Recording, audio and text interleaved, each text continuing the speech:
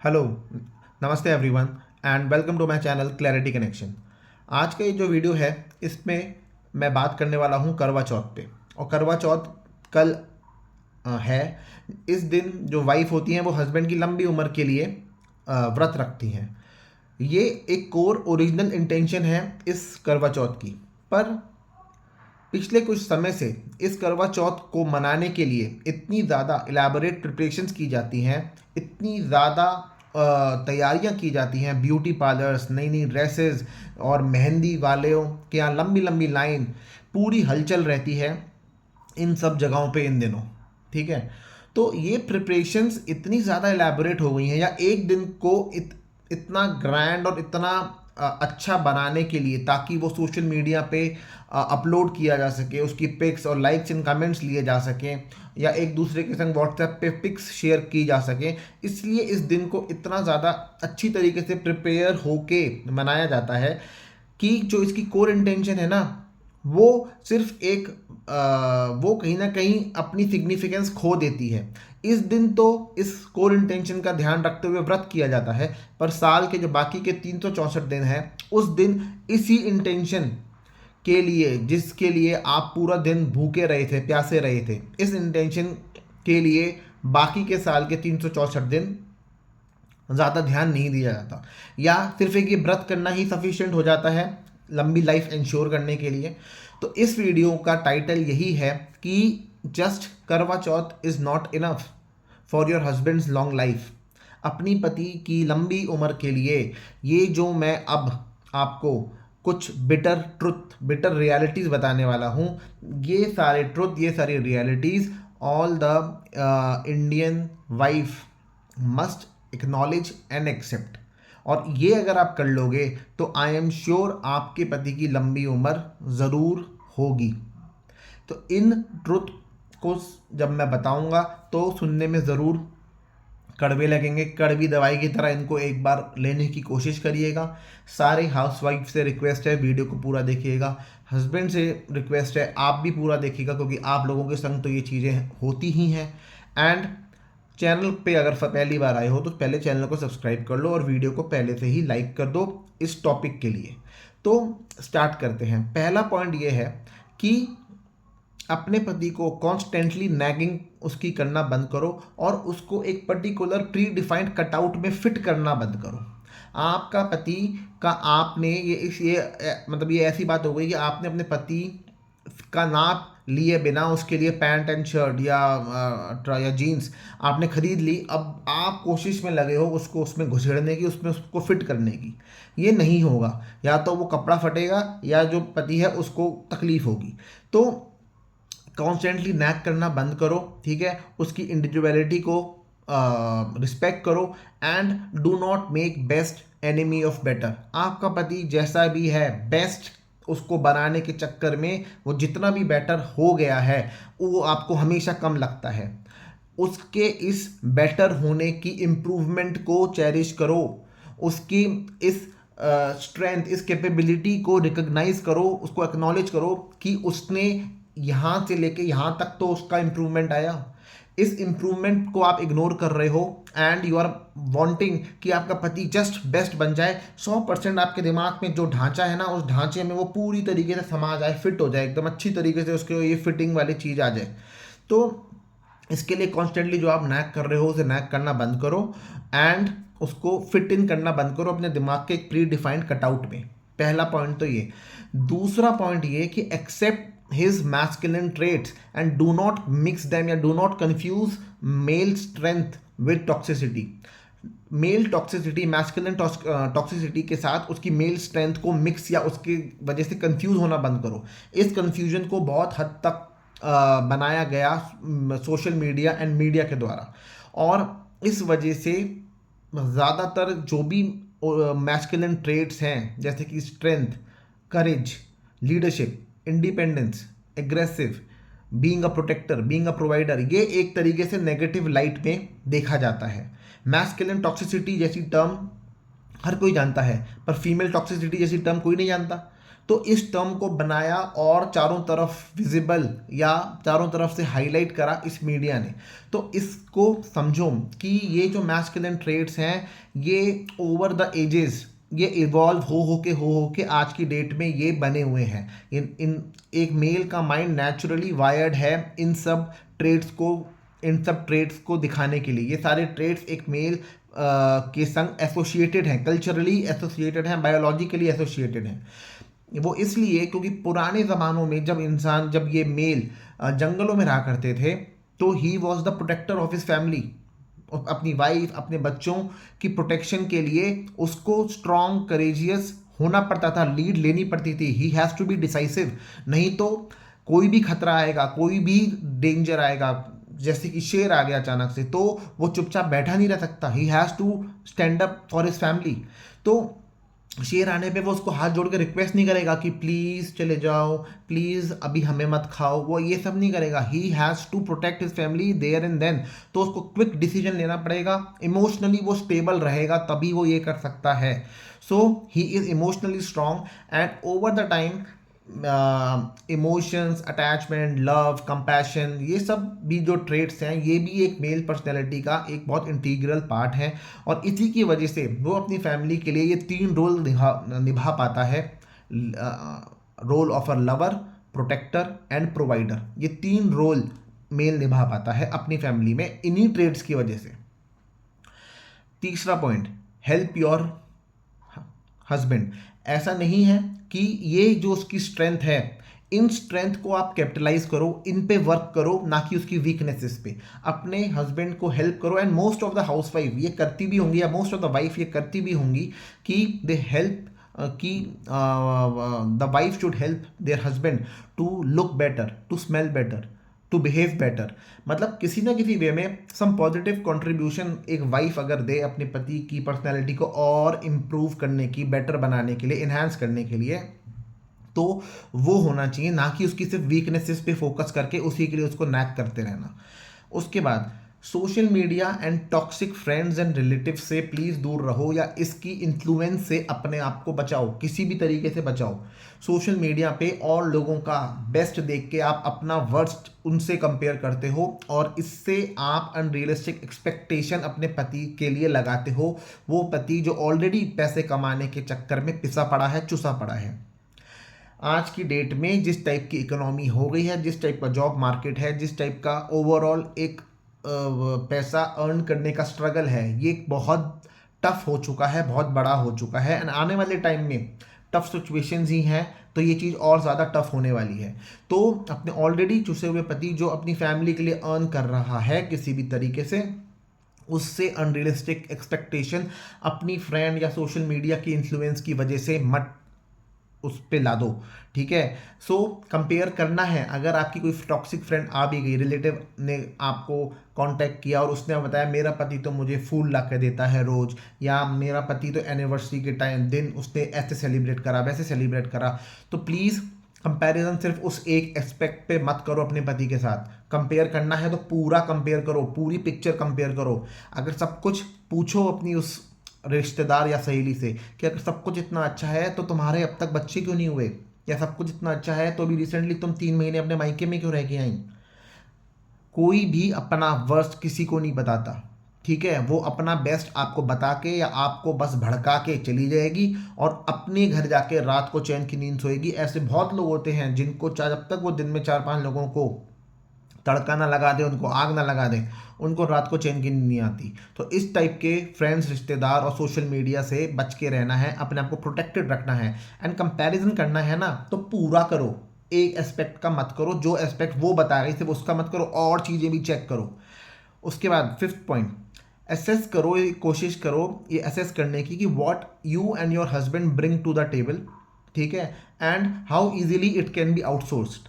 सबसे पहले ये समझो कि कोई भी मेल अर्निंग होता है तभी उसकी शादी होती है। एंड जब एक अर्निंग मेल शादी करता है तो भले ही सामने जो फीमेल है वो घर बैठी हुई हो, एक भी पैसा ना कमाती हो, वो फिर भी उससे शादी कर लेता है। पर इसका उल्टा कभी नहीं होता। कभी भी कोई भी फीमेल ज़ीरो अर्न करने वाले मेल से शादी नहीं करती। मोर ओवर, इसके बावजूद जो मैन का काम है अपनी फैमिली के लिए पैसे कमाना, as a lover, protector and provider role निभाना, ये तीनों रोल किसी को आउटसोर्स नहीं किए जा सकते किसी भी कॉस्ट पे।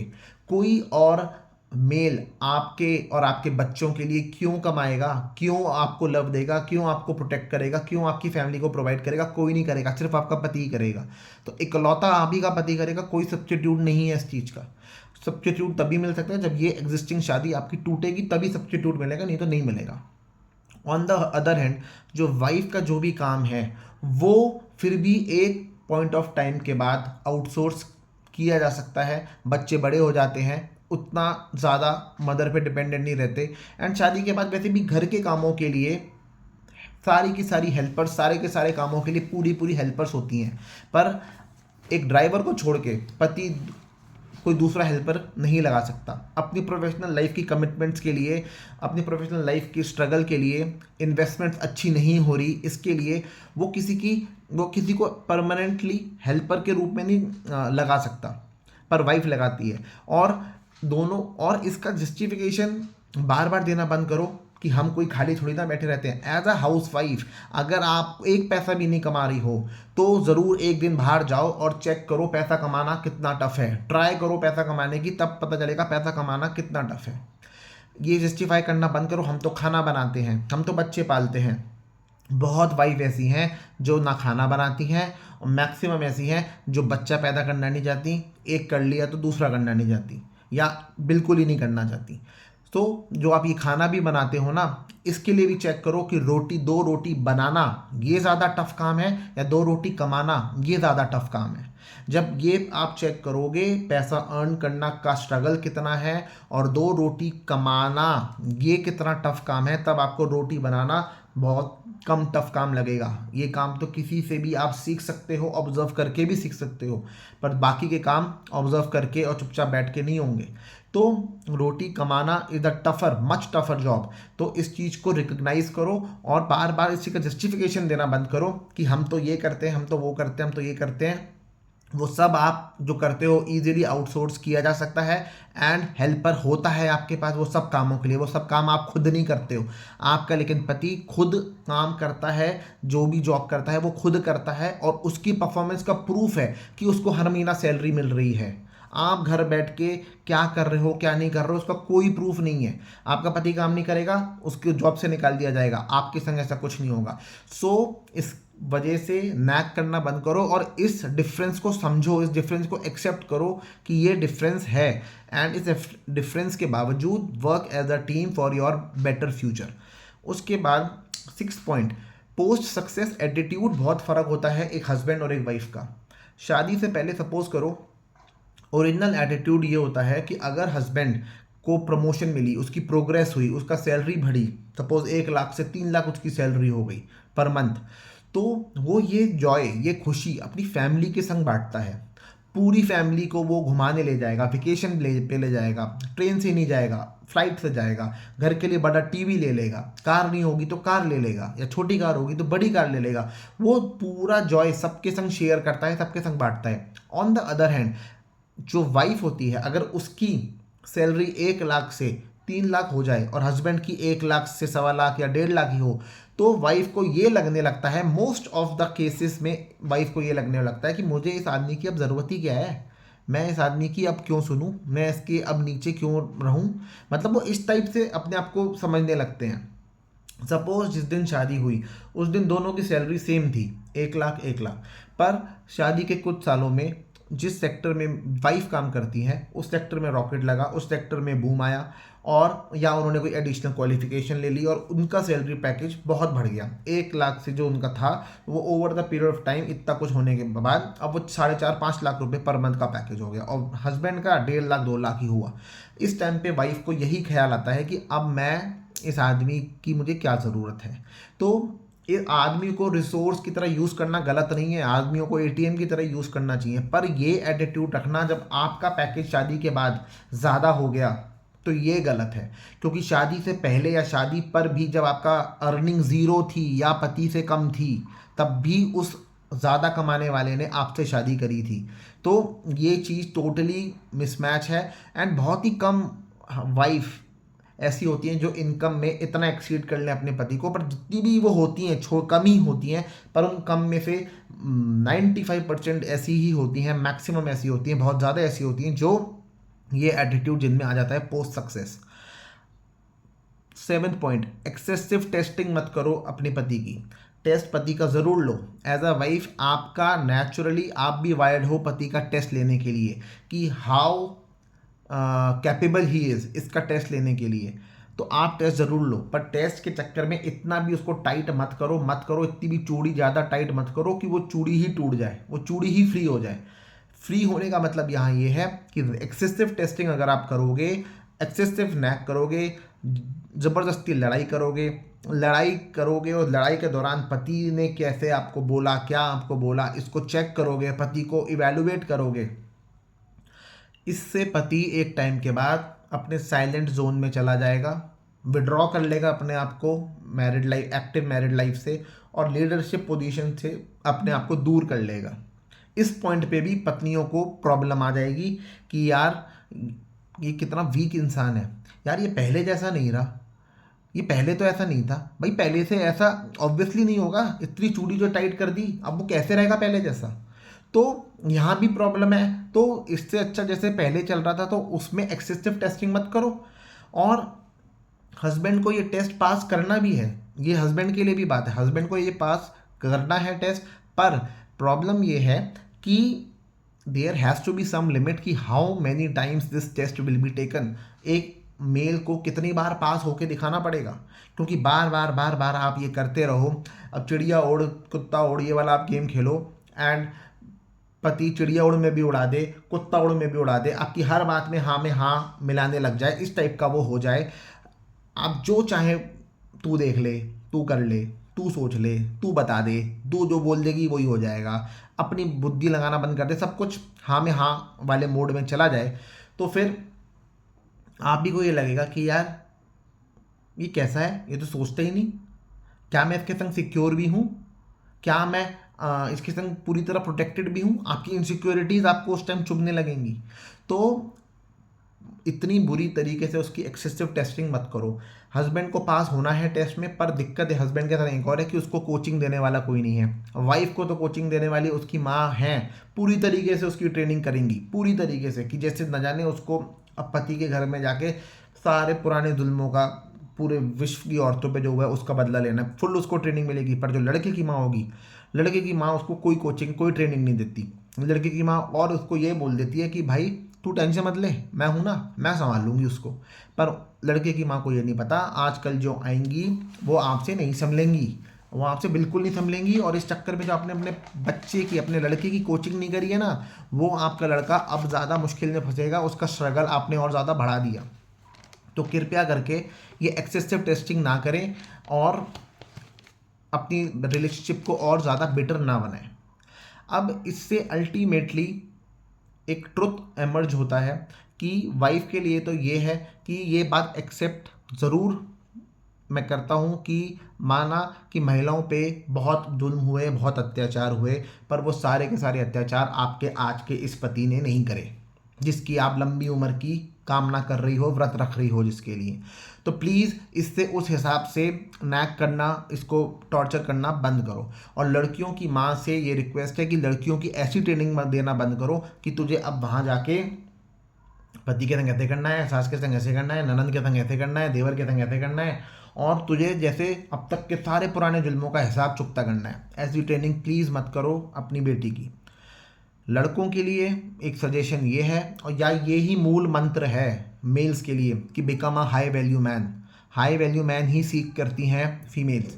हाई वैल्यू मैन वो जो ठीक बात के लिए हमेशा स्टैंड ले, who stands for what is right, who calls out and do not accept what is wrong, and who is reasonable.